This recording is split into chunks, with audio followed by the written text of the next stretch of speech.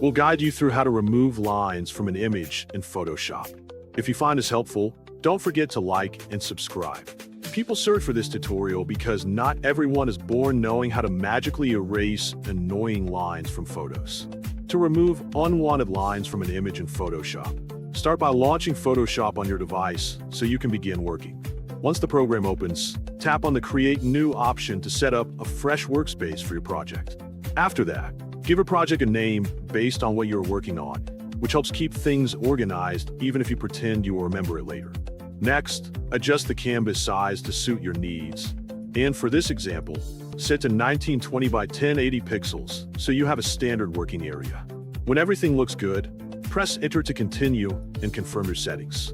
Now out of the image you want to remove the lines from by heading to File, clicking Open, and then choosing the photo you want to edit from your device. After the image is loaded, choose Create New if prompted to ensure it is placed correctly in your workspace. Click on the layer containing your image. Then press CTRL J to duplicate it, so you always have a backup in case things go wrong.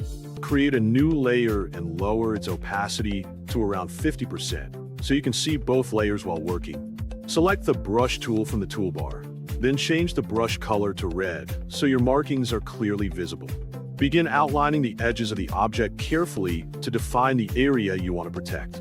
Once finished, right-click on the new layer you created earlier and choose Select Pixels to turn your outline into an active selection.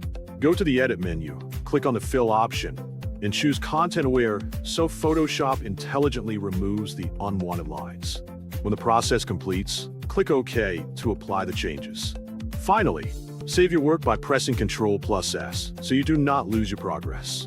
Make sure to review the edited image closely, zooming in on any areas where the lines were removed to check for imperfections or unnatural textures. If needed, repeat the content-aware fill process on smaller sections until the result looks clean and consistent and visually natural.